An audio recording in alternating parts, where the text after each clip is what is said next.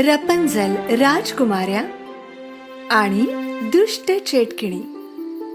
एकदा काय झालं, दूरवरच्या देशात एका रात्री जेव्हा इच्छांचे कंदील आकाशात चमकू लागले, रपंजल, सिंड्रेला, जलपरी आर्या आणि स्नो व्हाईट सगळ्या महासागरात लाईट हाऊसच्या खाली होत्या.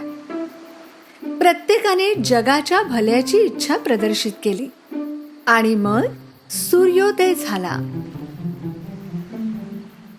रपंजलची छोटी मैत्रीण क्लॅप्सी सर्व राजकुमारींच्या आधी उठली आणि गोड चेरी घेण्यासाठी जादूच्या जंगलाकडे रवाना झाली. चेरी इतकी सुंदर, लाल आणि चमकदार होती की ती स्वतःला रोखू शकली नाही आणि अख्खी टोपली खाऊन टाकली.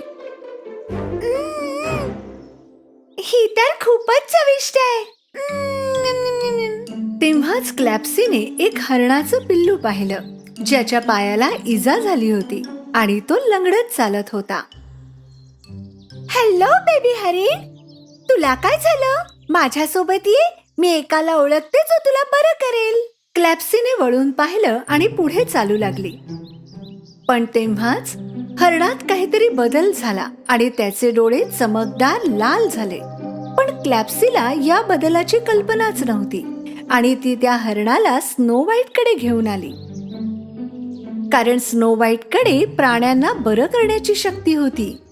जेव्हा स्नो व्हाईट त्याचा पाय बरा करण्यासाठी बेबी हरणाजवळ आली, भोळं दिसणारं हरिण लगेच दुष्ट चेटकिण हेलामध्ये रूपांतरित झालं. जेव्हा स्नो व्हाईटने हेलाला पाहिलं तेव्हा ती खूप घाबरली. हेला, तू मला इथे कसं शोधून काढलंस?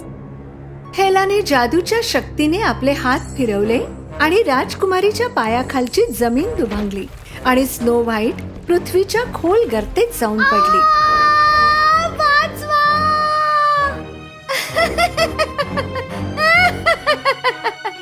तू सडशील आणि कुरूप होशील स्नो व्हाईट. या जगात कोणीही माझ्या इतका सुंदर होऊ शकत नाही. स्नो व्हाईट एका भुयारात पडली आणि एका काळ कोठडीत कैद झाली. पण सर्वात जास्त अन्य राजकुमारींनी स्नो व्हाईटच्या नाहीशा होण्याकडे लक्ष दिलं आणि त्या सर्वच तिला शोधायला निघाल्या. स्नो व्हाईट, तू कुठे आहेस? सिंड्रेला त्या जागेवरच फिरत होती जेथून स्नो व्हाईट नाहीशी झाली होती. ती 4 पावलं पुढे गेली आणि ती सुद्धा काळ कोठडीत कैद झाली. तेव्हाच जलपरी आर्याला समुद्री किनाऱ्यावर आपटणाऱ्या लाटांद्वारा एक शंख पाठवला गेला आणि तिने तो ऐकला. काय?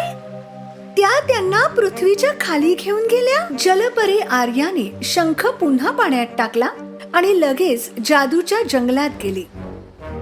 त्याच वेळी रपंजल आणि क्लॅप्सी सुद्धा त्याच जागेवर पोहोचल्या जेथून स्नो व्हाईट नाहीशी झाली होती. स्नो व्हाईट, तू कुठे आहेस? तू कुठे निघून गेलीस? रपंजल, हे बघ, जेव्हा मी तिला शेवटचं पाहिलं होतं तेव्हा ती इथेच होती. आणि ती एवढं बोलेस्तोवर जमीन पुन्हा दुभंगली आणि फक्त रपंजल आत पडली.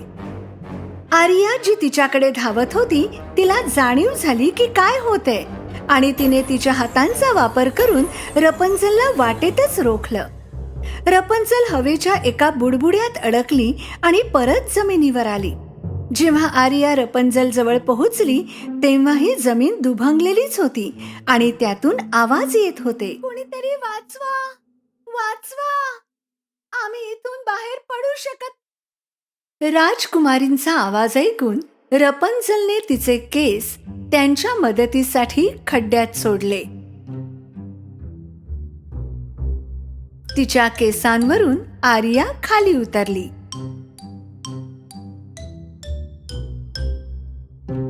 आम्ही येतो आहोत, काळजी करू नका. आर्या, ते बघ. जेव्हा आर्या पाहायला मागे वळली तेव्हा तिने तेथे वेगा आणि हेलाला पाहिलं. वेगा, तू इथे सुद्धा कशी आहेस? बहुतेक तुला माझ्या शक्तींचा विसर पडलाय आर्या. जेव्हा आर्याला अजिबात आशा नव्हती तेव्हा वेगाने तिच्या ऑक्टोपस हत्यारांनी तिच्यावर शाई फेकायला सुरुवात केली. आर्याने स्वतःला वाचवायला स्वतः भोवती एक कवच बनवलं. त्याच वेळी जमिनीवर रपन्झेलच्या बेबी ड्रॅगन ड्रेडोने ड्रॅगन फळ खाल्लं होतं आणि आता तो एक विशाल ड्रॅगन बनला होता.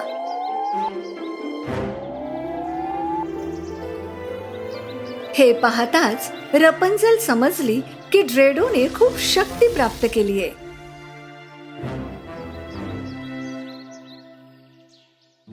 ड्रेडो, आम्हाला मदत कर. ड्रेडोने त्याचे पाय जमिनीवर ठेवले. हे काय चाललंय? गुहा आपल्या अंगावर पडतंय वाटतं. आपण बहुतेक गुहेत अडकून जाऊ. हीच योग्य वेळ आहे याची जाणीव झाल्याबरोबर आर्याने तिच्या ताकदीचा पूर्ण वापर करून काळ कोठडीच्या सळ्या उघडल्या आणि स्नो व्हाईट आणि सिंड्रेलाला भुयारातून बाहेर काढलं. जरी या भुयारातून बाहेर आल्या होत्या, पण राजकुमारी अजूनही जंगलातच होत्या. खरं तर त्या जंगलाच्या मधोमध होत्या. झिनिया आणि कॅमेला राजकुमारींच्या बरोबर समोर उभ्या होत्या. झाडू झाडू झाडू, माझा प्रिय झाडू. एक दगडांचा दानव बनव आणि या राजकुमारींना धडा शिकव. कॅमेल्याच्या झाडू ब्रुमीने दगडांचे तुकडे एकत्र करून ते कॅमेल्याच्या समोर ठेवले. पुरेसे दगड जमा होताच झिनियाने तिच्या जादूचा उपयोग करून एक विशालकाय दानवात त्याचं रूपांतर केलं.